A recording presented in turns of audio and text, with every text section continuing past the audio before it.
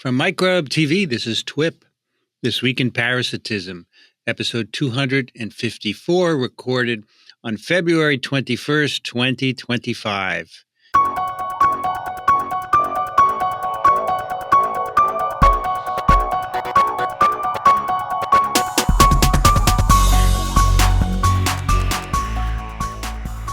I'm Vincent Racaniello, and you're listening to the podcast all about parasitism.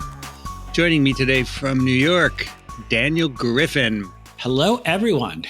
I feel bad asking you what's on your tie because I know what it is. You know what it is. So just for our listeners or watchers, right? This is going to be for folks that are, enjoying the treat of watching us on YouTube. I'm not sure if it's a treat, right? I was thinking of this. It was just on this TWiP deep dive where we did a little bit of a tribute to Dixon, which we're going to start off with. And I feel like everyone else must have a makeup artist, right? So it's not always a treat for our watchers to see me. But anyway, my bow tie, that might be the treat. It's a flagellate.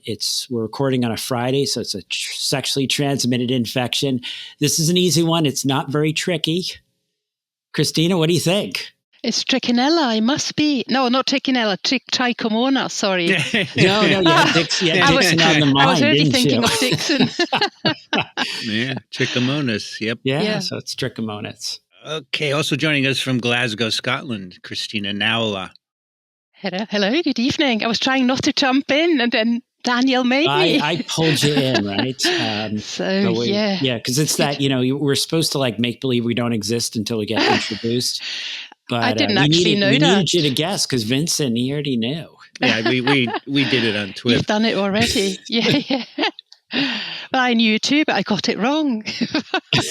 Well, you just got so excited. I know, it's a good start, isn't it? I also have to apologize. I've got a very excited dog who might be barking. The foxes are out there finding mates. So in case it's a bit noisy, I have to apologize. Well, as many of you certainly know, our colleague and podcaster Dickson Despommier passed away on February 7th. And, we're very much missing him. And we're going to start by talking a bit about him.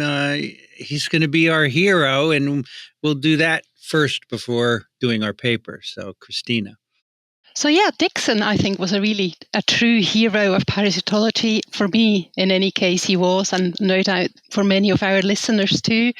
And I'll miss him, and I know you'll miss him too, his stories and his anecdotes. And it was actually Dixon who started the TWiP Hero segments, and I think it's only fair that we should add him to our list of superheroes or memorable parasitologists. But of course, he was a lot more than a parasitologist, and I think we should celebrate that too. So just to give you a tiny bit of family history, so he was born in June in 1940 in New Orleans, but I read that he grew up in California, which I actually didn't know, and then later moved on to New York area because he always spoke very fondly of New Orleans. So I just assumed that's where he spent his formative years. Yeah, he never really talks about California. He always sort of, talks about New Orleans and throws on that Southern drawl when he does. Yeah. So he went on to study biology, and he graduated in 1962, went on to do a master's straight away in medical parasitology at Columbia University, and then he got a PhD, or I didn't just got it, he worked hard for his PhD. At the University of Notre Dame, and in 1967. And his PhD title was the in vivo and in vitro analysis of acquired resistance to Trichinella spiralis infection in mice. So a proper parasitologist PhD thesis. I wonder if it's public and if people could read it. Oh, I wonder. Yeah, I wonder. Yeah, might be interesting, because that would also be a really nice historic insight into the history of medical parasitology, I guess. Yeah. Anyway, he was a lab scientist at Columbia for 28 years, and his work was focused on Trichinella spiralis and how this parasite establishes the nurse cell, which can persist in the host for many years. And for those of you with a keen eye, you will know that the icon photo of TWiP is actually a nurse cell. And I'm not sure, is that a photograph that Dixon took? No, he didn't. It was a well-known photographer who actually won a contest with that photo. Dixon was always very proud of it. Wow. So I've actually been meaning to show him a photograph I took in last December of a migrating Trichinella spiralis larvae, but unfortunately I didn't have the opportunity. And the reason why I wanted to show it to him is because I wasn't entirely sure, and I thought he might be able to confirm. But anyway. Yeah, we have that in our book in the Trichinella section, and it's by E. Grave, and it's this phase interference photo. Eric Grave. Oh yes. Eric. Oh, I'm going to mention him later. Actually, Grave. Yeah. You guys are so much better pronouncing. Where's Dixon around to correct my pronunciation? Well, it sounds like a French name. So Dixon taught parasitology to medical students at Columbia University Medical. I don't know what Center for many years. I'm not all that familiar with abbreviations sometimes, particularly if they're not ones that I use often, so I apologize. So when his lab closed in 1999, he then actually went on to almost reinvent his career, and he did a medical ecology course, and he was inspired by the work of René Dubos on his topic. And actually on this course, he asked his students to determine how much rice could be grown on the rooftops of New York City. And I did puzzle over that for a while myself. The answer was surprisingly little, but I don't know, would it feed many? I don't know. No, it wouldn't feed very few people in New York City. The goal was to feed New York City, but it didn't. Yeah, so it wouldn't. No. So this led to the idea of converting skyscrapers into indoor farms, and which he expanded on in 2 books, and also many medical ecology classes. And so there's 2 books on this topic, The Vertical Farm and The New City. And we've put on our show notes a link where you can look up a little bit more about his indoor farming interests. And actually in that context, I did ask him to teach on my course a few years ago, which he was very happy to do. He was very accommodating. I really liked that about him. It was a course on food security, which, I don't know, I happened to teach. No one quite knows why. But it's fun. And so not only did he talk about vertical farming, but also about sustainable cities. And that's really something that I hadn't really thought about. And I had really no clue that it was possible to build kind of timber-framed high-rise structures, kind of carbon neutral way of building. And if you actually do what I did and spend some time on a search engine, you can find many beautiful, really quite tall buildings that were constructed entirely of timber. Mentioned books. I also published a lay book about parasites, which is called People, Parasites and Plowshares. So Dixon was also a talented photographer, and you can see some of his photographs on the website that we link here. You really have to go and have a look. The photographs are amazing. So he actually began taking photographs professionally quite early on in his career, and he was first photographing the wings of biting midges, and I thought, they're tiny. So he did actually do that using a microscope fitted with a camera, which I thought was pretty astonishing. And there we have the microscopist Eric Grave. With him, he produced actually many figures for the parasitic diseases textbooks that you can have a look if you have a copy, or you can look at it online. And he traveled a lot. Sometimes he told us about his travels, and he always had his camera with him. He actually won prizes for his photography. So you can maybe look that up.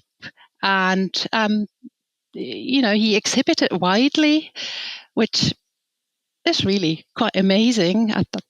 I didn't know that either. So I think he liked to photograph landscapes and the urban environment, plants and local markets, and also portraits. And you probably know, because we talked about it many times, about fishing. So Dixon was also a really passionate fisherman. And actually on his photography website, you can see a series of salmon and trout flies photographs. They are absolutely stunning. So you should have a look. So Vincent, shall I hand over to you? Yeah. I'll talk about our podcast history very briefly.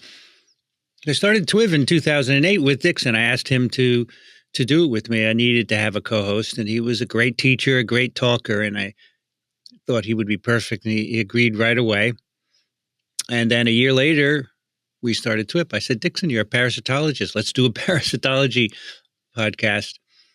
And both of those, of course, exist to this day. And we also did a podcast called Urban Agriculture. We started that in 2014. It lasted about 30 episodes. And Dixon decided, almost every episode we had a guest. And Dixon decided it was too much work to get guests. So he said, I don't want to do this anymore.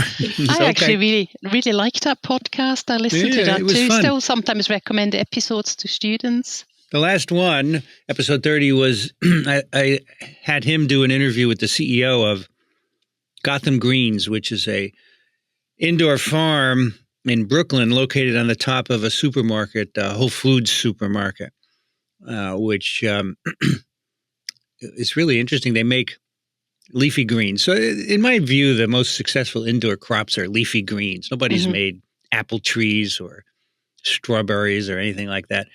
Leafy greens are easy. They can do a crop every 21 days all year round, right? And he said they sell everything they make.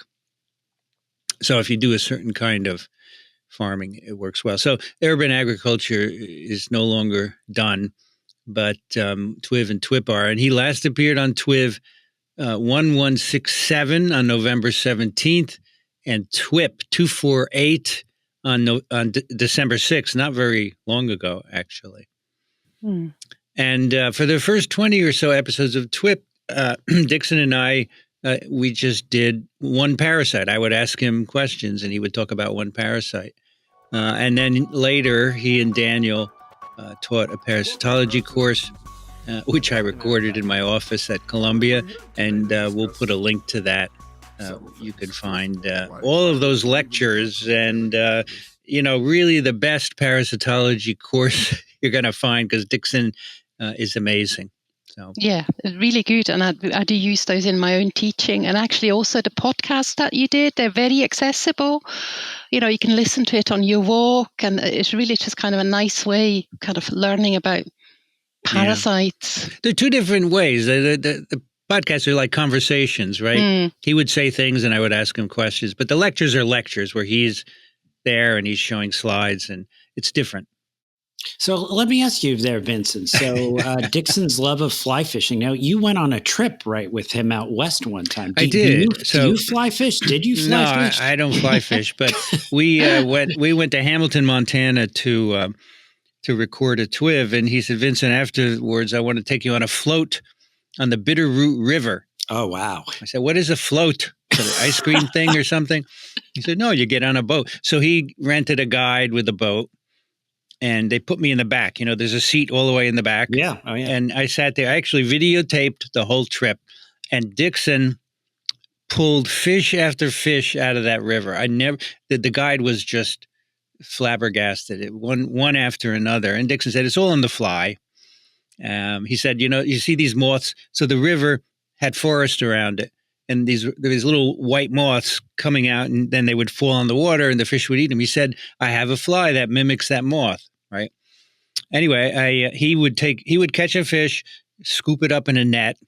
He would take the fish out, take the hook out, kiss it, and then he would release it. Then he would release it into the water. It was really nice. And one of these days I should edit it and put it up, because it's a lot of fun.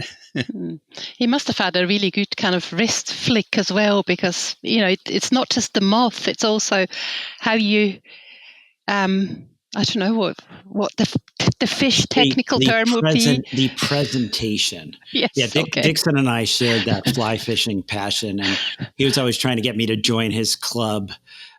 Which, why join the club when you can be a guest for free? And so, Dixon and I did a bit of fly fishing together. He was good for me because I'm a bit of a workaholic, and, I would never have enough time, but he'd always be like, take the time. And so, yeah. How did he rope you into TWiP, Daniel? It took a while, right? Because I had been there for almost 2 years at Columbia before you guys finally roped me in for an episode. Because I came to Columbia so Dixon was my parasitology professor when I was a medical student. And then we reconnected when I came to Columbia. And we became friends. And it was 2015, right, that I joined for that first episode. Daniel in the parasite's den. Dixon said, we should do some clinical stuff, and Daniel would be perfect. And I said, yeah, it sounds like a good idea. So all the clinical cases, that was the origin of them bringing Daniel on to do it. Yeah. And so here we are. Dixon, unfortunately, we're Dixon-less. Dixon, you left us high and dry here. He did, and it was tough near the end, right? Because we were trying to get together for dinner, and, we made reservations. There was a particular steakhouse not far from Penn Station where I think we had been before. Dixon always, would get there a little bit earlier, and somehow people would buy him free drinks at the bar, it seemed, right? I think. Oh, yes. My gosh. We got there and he's having drinks, and one of the people buying him drinks is the head of the Rangers. The Rangers, right? Whatever the head is, and he bought him drinks. It's amazing. Well, he's a friendly guy, if you're a celebrity, you get drinks. Chatting. He was very good at chatting. Remember the ASTMHs? He would just kind of hold court. Yep. Yeah, that was really nice. That's when I met him first at the ASTMH in Seattle. Mm-hmm. Yeah. So he was a wonderful person, really nice guy. I never saw him get mad. He was reliable. He never said no. And great storyteller. Perfect person to have on podcasts, right? Because you knew he would talk. All you had to do is ask him a question. And most of the time, you didn't have to ask him anything. Like recently, we did a trichinella paper, and we just said, Dixon, tell us about this trichinella. And yes. And, that's where he shined because he worked on it for so long. He could really tell a lot of the details. But big boots to fill. Yep. We drove, Dixon and I drove to the American Society of Tropical Medicine and Hygiene meeting. It was down in DC one year.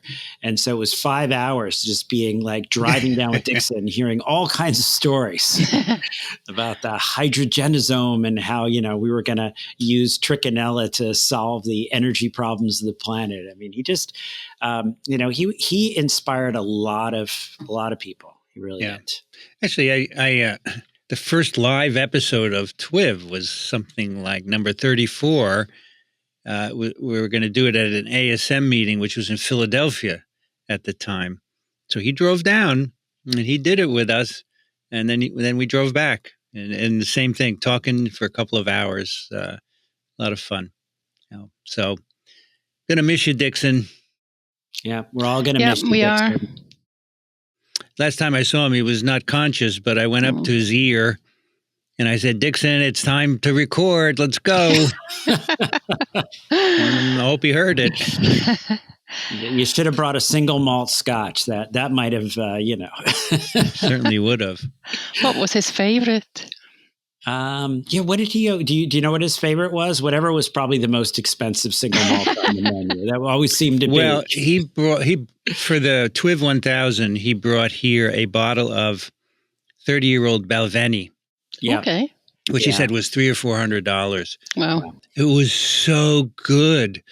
It was so smooth and tasty. It was amazing. I have a couple of fingers left, actually, because many people have sampled it. And someone else recently brought a bottle of like 12-year-old. I said, why bother with the 12-year-old? Yeah, it's not 30. It's not 30. Life's too short to drink 12-year-old Scott. I don't know if that was his favorite, but that's what he brought. He said, this is really good. So there you go, Dixon. All right. Okay, now Dixon would want us to do a paper. Do we have a paper, Christina? So we do. Yeah, we do have a paper. So we recently had an African trypanosomiasis case on TWiP 253. And I thought it would be interesting to just revisit this parasite, Trypanosoma brucei, with a research paper. And that's what I've chosen. So I'll give you the title of the paper. It's called Tissue Spaces are Reservoirs of Antigenic Diversity for Trypanosoma brucei. And it was published in Nature in December last year, and it is actually open access. So I urge you to pause now, go and follow the link and open it up so we can talk about the figures in that paper. So the first author is Alexander Beaver, and there's quite a few before we get to the final author, which is who is Monica Munier, and they hail from all over the place. But I think you can look that up on the paper where they all come from. So a very illustrious group of people. Yeah, it's really international. Yeah, it's very international. Yeah, Portugal and the USA and Germany and all sorts of places. This is back in December when we were still speaking to everyone else in the world, right? So.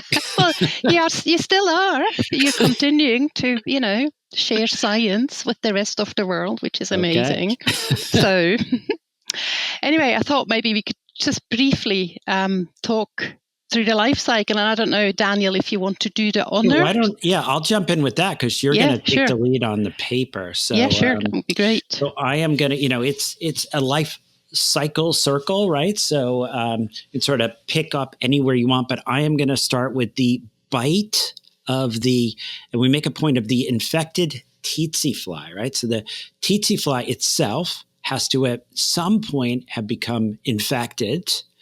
And the tsetse fly, actually, it is a real bite. It hurts, right? And I'm just going to sort of say that a lot of times people actually describe that as, I remember that like bite is sort of a horsefly type bite, but not always, but a lot of times. And then after that bite, you actually end up with the parasite getting injected. There can often be a chancre, like you actually can find this bite site a lot of times. And then you're going to end up with the trypomastogotes. So you're going to go from metacyclic to the trypomastogotes, which are going to invade the bloodstream. We're going to be talking a little bit about the fact that in most of these life cycles, ours in the sea, we kind of neglect the areas other than the blood, the extravascular sites. But you do end up, when we talk about pathology, where the parasites will invade the CNS. They may involve the lymphatic areas. But then the way the cycle resumes is that this infected person gets bitten by a tsetse fly. That's how the tsetse fly becomes infected. There's then a cycle that occurs within the fly, and then the infectious forms can start this circle of life again. And actually, a really interesting factlet about the tsetse fly is that males also bite. I always wonder why, because, what do they need the extra energy for? Yeah. Daniel, I always wondered about this winter bottom sign. There's these lymph nodes that are enlarged behind the ears, right? Well, so Christina, being a Scott implant, what do you call it? You come from Switzerland, but you're in Scotland. Should we talk about Dr. Winterbottom, who named this? Oh, I think you would probably. I think I would have to leave that to you because I didn't look it up. So if you can just pull it out of your fingers, that would be great. Yeah, so Winterbottom, I don't know if you know the story, Vince. It's a great story. So Winterbottom was actually very much opposed to slavery, as many Scots were at a certain time. There was a period of time when actually a lot of Scottish wealth came from from slaving. But Dr. Winterbottom spends time in West Africa, and he's observing what's going on before he ends up back in Scotland and really sort of advocates against slavery. But he notices that the slavers are examining the slaves before putting them on the ships. And one of the things they're looking for is enlargement of the lymph nodes in the back of the neck, so the posterior cervical lymphadenopathy. And this was an early sign that the individual who was now like potentially going to be taken off to Europe or the Americas had infection with the trypanosomes. So it was described by him and came to be known as Winterbottom's sign. Why those lymph nodes though, and no others? So it has to do with the drainage of the CNS. So it's actually interesting. So it has to do with how the different lymphatic drains. So when someone gets mono, which is a syndrome often caused by Epstein-Barr virus or CMV or some of these other, you'll end up with anterior cervical adenopathy because the way it drains. But people who get toxoplasmosis or the trypanosome diseases with the CNS drainage, it'll go into the posterior. So you'll end up. So in these individuals with Winterbottoms, the trypanosomes already in the CNS. Already in the CNS. And the so West African, which is where we were talking about Winterbottom sign, they would actually be rejected by the slavers. It's just send them, because by the time you get across the ocean, these individuals are not doing great. So they're not really, Wow. And remember, the Winterbottom sign is a sign of the West African form of the sleeping sickness, which is chronic. So people may appear actually not all that unwell at that stage. Yep. So, but then would get really progressively unwell and die. Maybe, it was a long trip across the oceans back then. Oh yeah. Yep. Yeah. Okay. Thank you, Daniel. So. I feel like Dixon, right? Jumping in. I know, with you did an go. absolutely amazing job.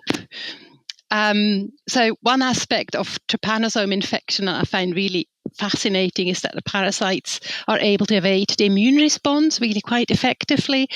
And this is important for that paper, so I'm just going to briefly explain how they do that. So the parasites, they avoid complete clearance by the host immune system through antigenic variation. And what actually changes is their dense surface coat. So if you were to look at an electron micrograph of a trypanosome, it would be absolutely completely covered with that coat, which is called variant surface glycoprotein, or VSG coat. So actually the immune system is really quite efficient at recognizing it, and it would clear those parasites, but periodically those parasites, they switch to a different coat, maybe from a blue to an orange coat. And there's a really large genomic repertoire of VSG encoding genes. It's actually a really complicated process, and we could maybe do one day an episode about that all on its own. Yeah, I think we did one time a paper on this cassette and how the cassette varies the expression of the VSGs. Yeah. So the consensus used to be that each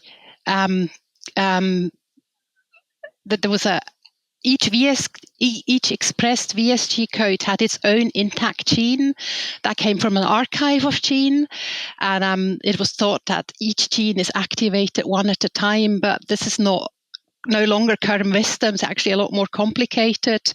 And it's also clear that each wave of parasitemia is actually composed of multiple trypanosome populations, and we'll see that in the paper as well, each with a different code and at very different abundances. So shall I talk about how these are expressed, or shall I just skip to the paper? You're driving the bus, Christine. Well, I don't know. I don't want to lose too much time on the background. I would go to the paper. Yeah. Yeah. Okay. Good. Well, I can pop some notes up in our show notes, but I have put in the show notes actually a diagram of these antigenic wave, so the peaks of parasitemia and how they get rid of. It's a really quite nice, colourful illustration. But I've also copied in a really fascinating, it was a fever diagram essentially, and it was from the memorable Ronald Ross and another chap called Thompson, where they actually described the kind of these. Obviously, they were measuring this as fever spikes, but what we really see here is the peaks of parasitemia. So you could have a look at that. The paper, I think, is open access. It's quite an interesting read. It was published in 1910. Yeah, so, it's actually, I think they've got both on here, which is interesting, right? So you would see, and so the big ones you see if... well, we could have this in our show notes, I would think, right? Yeah. So you can actually measure the numbers of trypanosomes, because when you have these spikes, you actually can see a significant number of trypanosomes, per volume of blood you're looking at. But you can also see that, you get this spike, and when the spike starts to come down, you can see, and they've got kind of on the bottom here, this undulating fever that occurs, right? It's a really interesting relationship. So you get massive amount of trypanosomes, then stuff's going to happen, which we'll talk about. And then if you draw the blood too late, you're going to have this period where it's you might miss it. And then you go back and, check it a few days later and you get a next big spike, which then clears. Okay. So let's talk a little bit about that paper then. And so in the past, there were many studies on VSG and antigenic variation, and actually very many of them come out of Glasgow. If you were to look at some of the older publications, still now, actually, you'd find there's going to be a lot of people that I know very well. So yeah, have a look at the reference list. But in the past, kind of, the studies have been focusing on parasites in the blood, but it's now clear that many, if not most, parasites actually reside in extravascular spaces. This has been shown in experimental animals and also in natural animal infections. And so we know that possibly, or we think that parasites that live in the tissue maybe cause specific symptoms and maybe potentially associated with disease severity, but we don't really know why the parasites move into these extravascular spaces and what role that plays in infection. And that's one aspect that this paper does explore. So there was some evidence that tissue-dwelling parasites have a role in antigenic variation, which brings us up to the current study. So based on older studies that have demonstrated parasites in the brain and lymph, that these were antigenically different from those found in the blood, really. So, that's where they started from, that knowledge. So based on this, the authors, actually, there has been also some studies that excluded the role of extracellular vascular trypanosomes in that antigenic variation. But I think these studies were quite old and we now have much better techniques. So the authors decided, we're going to have another look at that. So they wanted to look at the dynamics of VSG expression in those extravascular tissues. So I'm not going to talk about it methods in any detail, but they essentially used an approach called VSG-seq, which is essentially RNA sequencing. So it's targeted RNA sequencing to profile the VSGs expressed in parasite populations already, to characterize the VSGs expressed by parasites that live in tissues. And I was going to jump in. It's just to give kind of background, because I think that this paper challenges the current, say the paradigm that we've often taught, which is that there's sort of a sequential expression of a single VSG, right? And so we'll get into that. And they're saying, hey, we've got some new technology where we can look a little closer, because the other was, and we'll get into this like very soon in the first figure, but the idea is, you look in the blood where we've always looked, right under the street light, because that's where we can see, and there's a particular VSG being expressed, and they get that really high parasitemia, and then the immune response is against that, and it goes down, and then triggers, this expression, either the expression of a second one or the selection of whatever second one is already in, and you kind of have this cycle. But here with VSG-Seq, they're going to challenge this and say, maybe there's actually a lot of diversity if you look outside the blood, if you step away from the street lamp, and maybe there's selective pressure on what's the next one that becomes dominant in the blood. So that's essentially the take-home message that I'll give you just now. So what they postulate is that extravascular spaces are major reservoirs of antigenic diversity during T. brucei infection, and that this parasite niche is central to the parasite's ability to continuously really outmaneuver the immune system. So we could stop here if we wanted to. let's go through the data. Yeah, of course. I'm looking at, I got figure 1 right in front of me, and I have to say, I looked at figure 1. I was like, that's it. That's, that's new, that's novel, that's exciting. Yeah. Wow, so different than the paradigm that I was taught. Absolutely, me too. So the study is actually based is in experimental animals, because as you can imagine, you wouldn't be able to do those studies in people.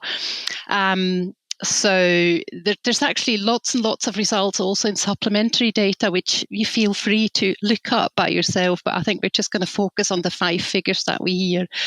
So if you have the paper open, which you should now navigate to figure 1. Open there, Vincent. We're going to look at figure 1A.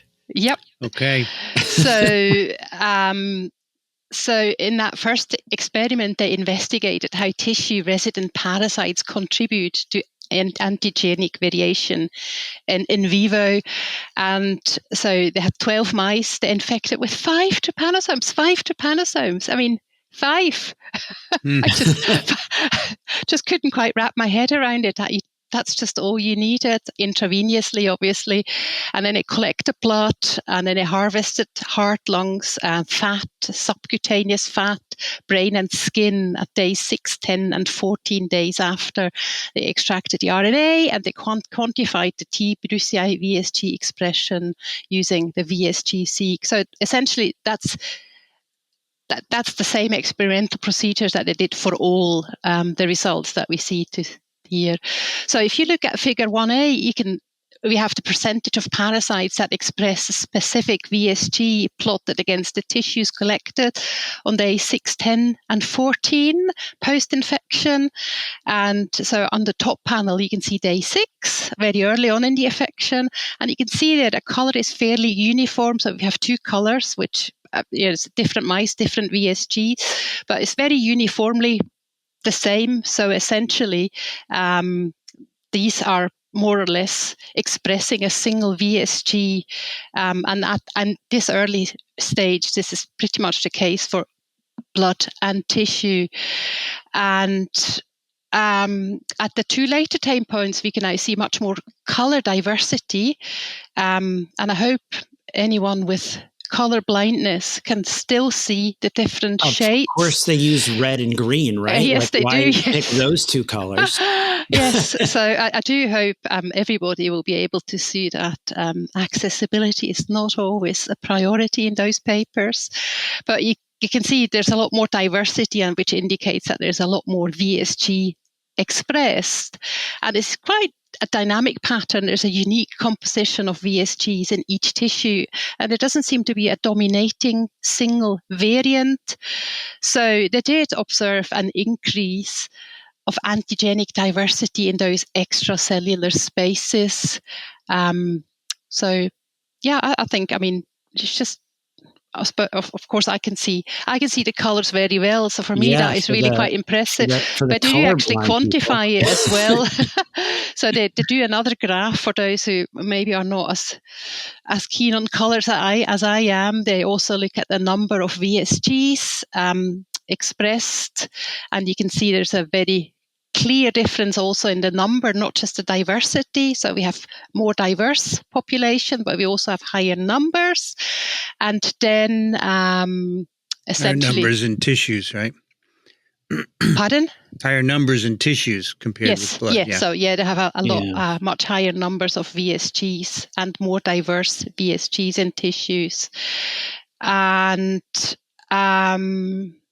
I mean, the one thing I'll make a comment, if this helps, like people that are looking at it, right? So you see VSG 421, VSG cluster 294, but at the very top they have A(n) TAT 1.1, and that's another VSG. So basically, you start off with, AN TAT 1.1, and if you look at just the blood, it's all that. In several, so I'm looking at like mouse 5 or mouse 9 or mouse 10, mouse 11, and then day 10, it all switches to green, which switches to VSG cluster 294.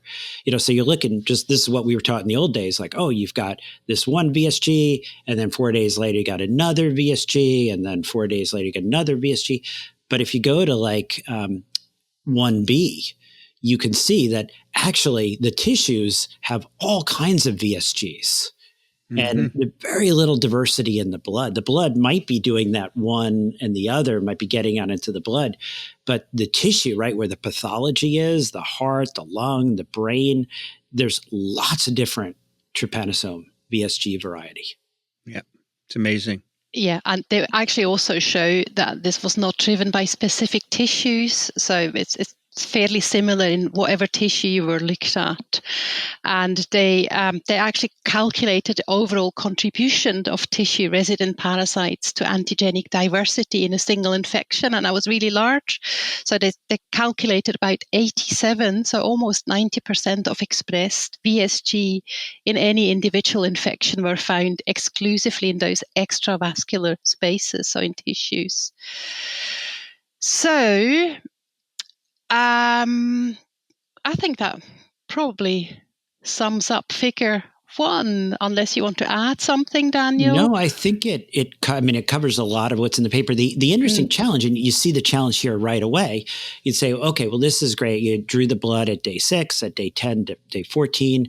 Can you draw the brain at day 6? You can't. That's the problem, right? You start biopsying brains, you basically are going to have to be euthanizing mice. So you understand why people have looked under the streetlight and maybe left us with a misleading story. Yeah, because all these animals had to be sacrificed. Yeah. So if we then move on to figure 2, they also show that common VSGs appear in tissues first. So they kind of considered the high antigenic diversity observed in tissues, and they kind of considered if these could serve to maintain a chronic infection.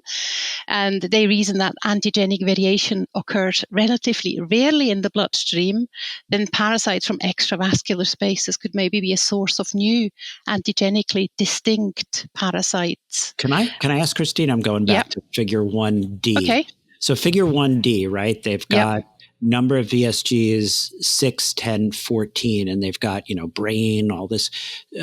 Are these like a representative? Like they took a few of the mice and they sacrificed them at different points to get these tissue? I'm just trying to. I think if I go back to my notes, I think they had four mice for each. They show 4 mice per time point. Oh, okay. In general. So that must be. Doing, okay. Yeah. All right. Sorry about that. I think, yeah.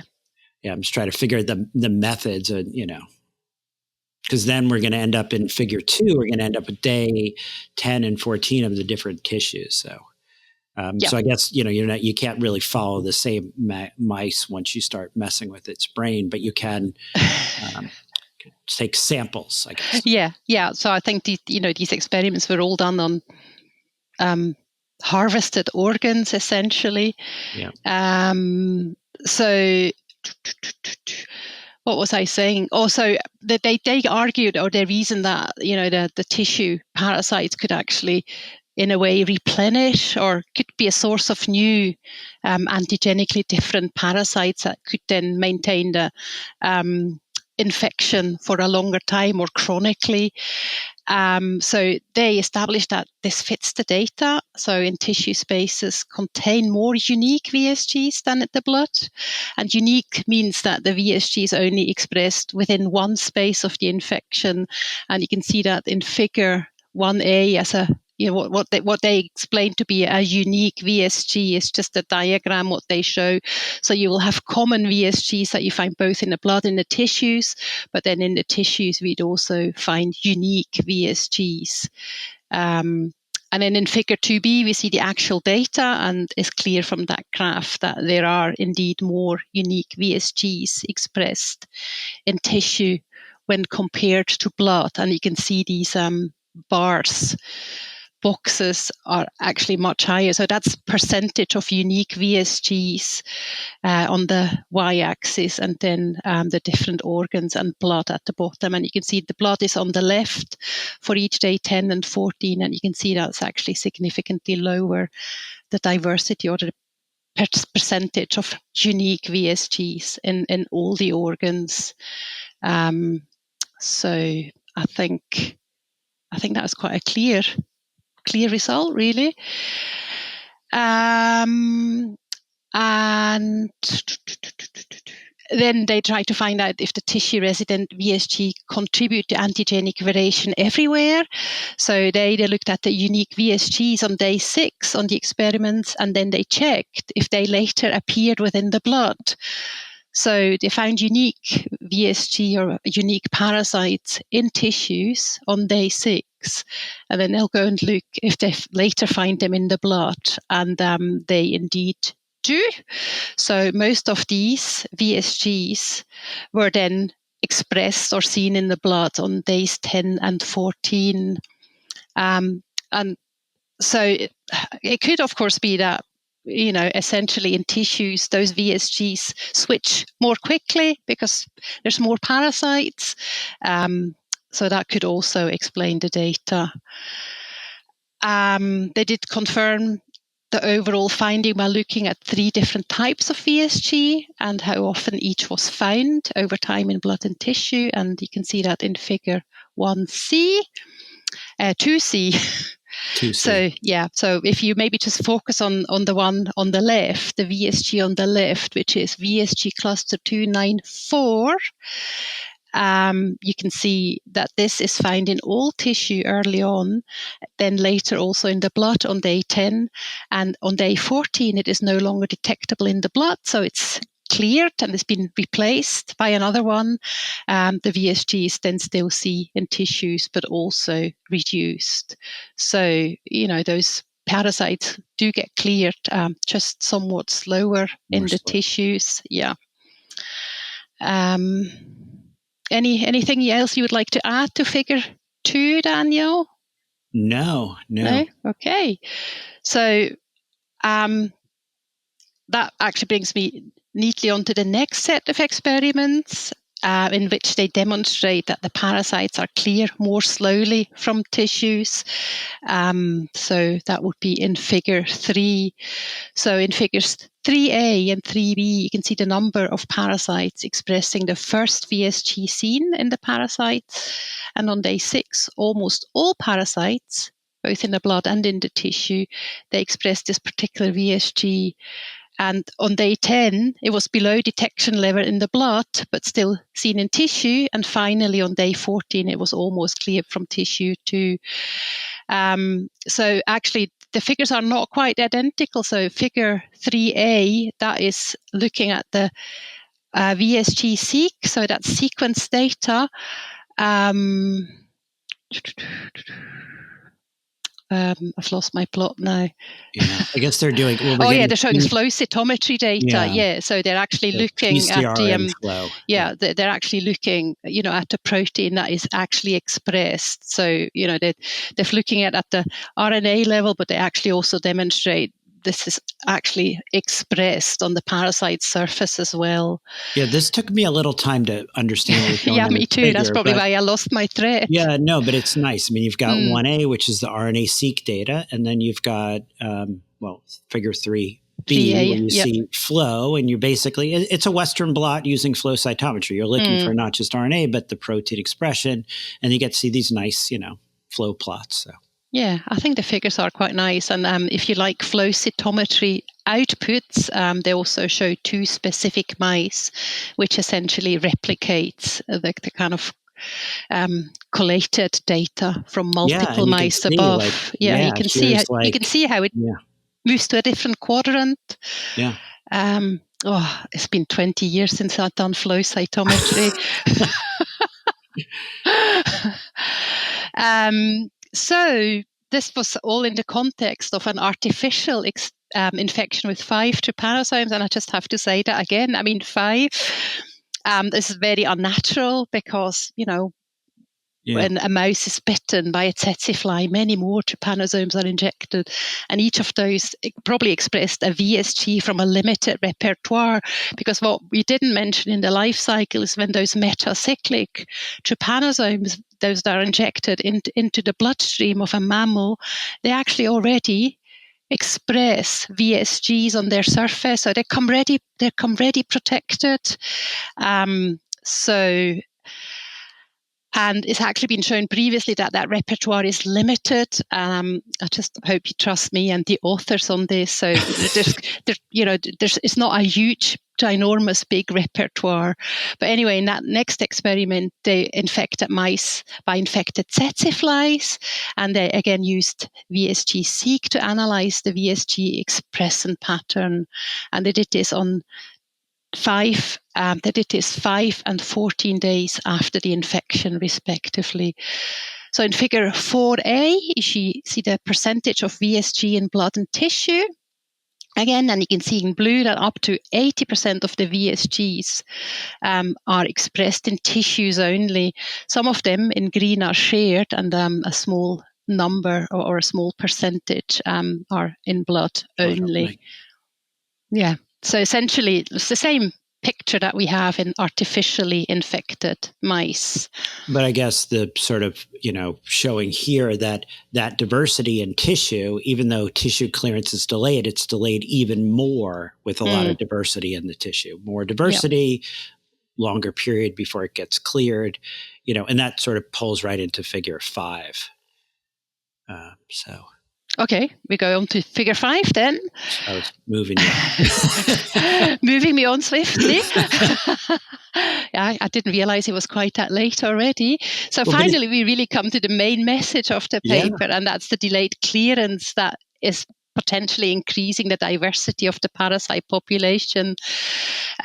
So we have seen that there's increased antigenic diversity in extravascular spaces, and these can be explained by the clearance dynamics. Essentially, a longer survival increases the chance of VSG switching. So to test this, they interrupt the parasite clearance in tissue. And actually, I thought that was really quite clever. So the parasite clearance in blood just seems to be coinciding when anti-VSG IgM appear, so the early antibody type during an infection. But the clearance in tissue seems to coincide with the appearance of IgG, which comes a bit later during an infection, and that really suggests that tissue clearance might be IgG dependent. And to test this, they did the infection experiments in mice that do only produce IgM, so they are knockout mice that are not able to generate IgG antibody response. And really in those mice, tissue clearance should be absent or at least delayed, and this was indeed the case. So you can see that in figure 5. So on the left, figure A, on the left you can see wild-type mice, and on the right you can see the knockout mice that lack an IgG response. So they only look at the first VSG seen soon after infection and what happens to it over the course of 2 weeks. So, and clearance of this early VSG was very much delayed in tissues in the knockout mice, suggesting that there is indeed an important role for IgG. And I don't know, you may wonder why IgM does not clear the tissue parasites so well. And it could just be a physical thing, because IgM are actually pentamers, so they kind of at their stems, they stick together. So there's 5, so they're large entities. So maybe they don't get into tissues as easily as an IgG, which is monomeric, but I don't know. I mean, that's just a speculation. for those of they you, could theoretically test that, but that's a reasonable speculation. Yeah.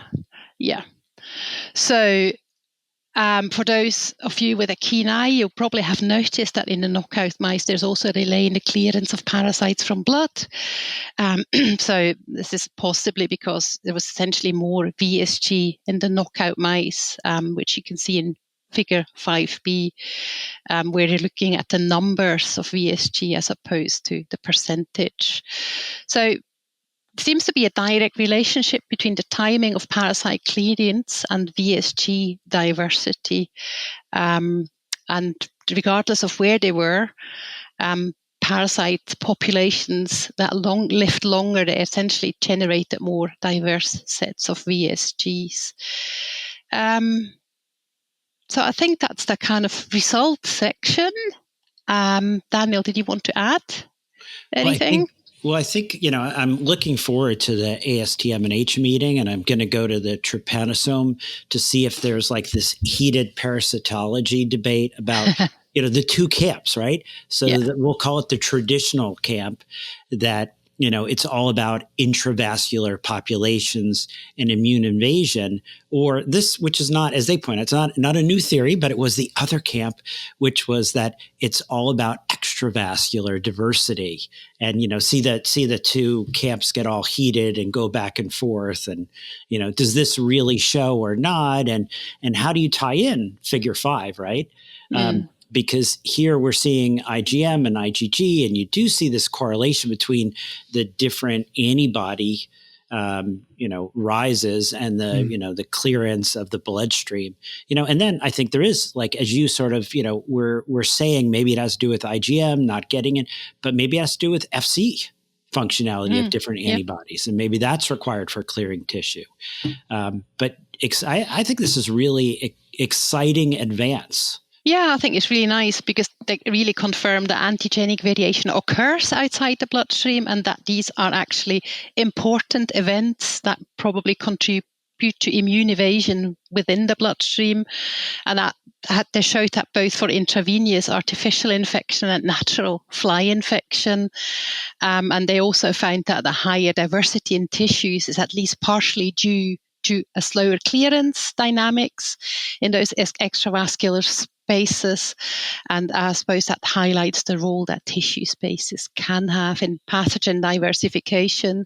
So is the idea that the selective pressure of antibodies is happening in the blood, and then you replace those with variants from the tissues, or is there pressure in both compartments? I think probably there is in both, but it may just be slower. I don't think they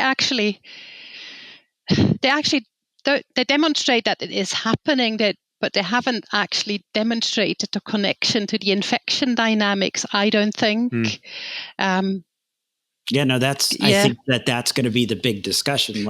So I mean, you can imagine there's a variant in the blood and you have antibodies now, they're all bound up.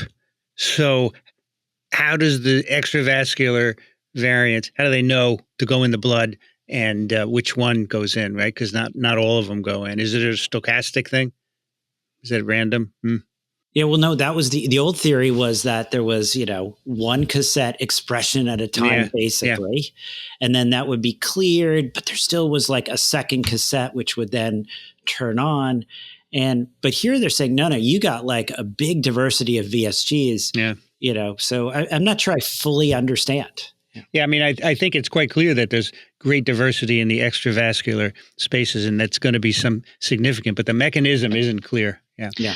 And actually, I probably didn't mention that, but it actually showed that in the natural infection, there was actually a higher diversity after infection in the blood as well. So it wasn't just a single, so maybe it was just, maybe the older model was just a bit too simple.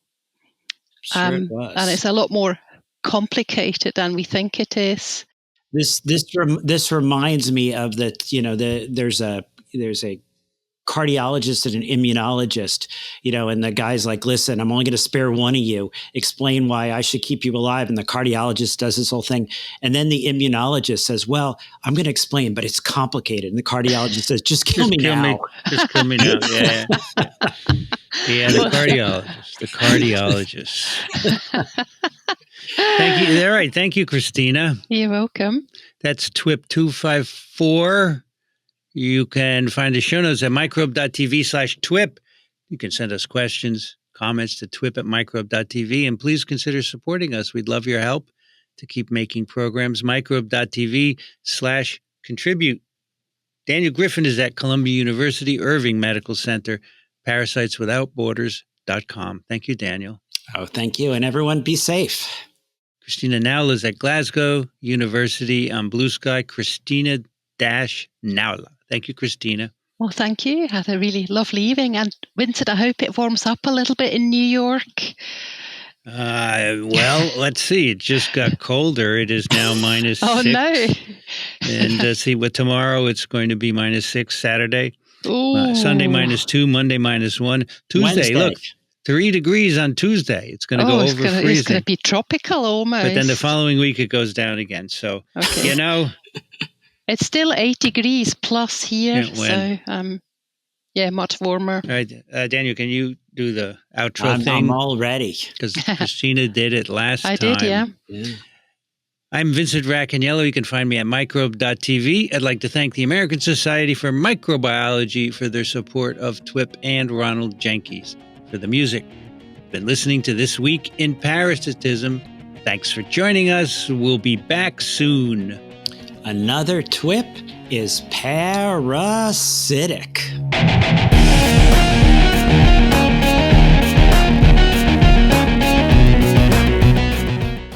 Dixon used to get very excited at these outro things. Remember? Oh, yes. And we'd always get it wrong and out of sync. And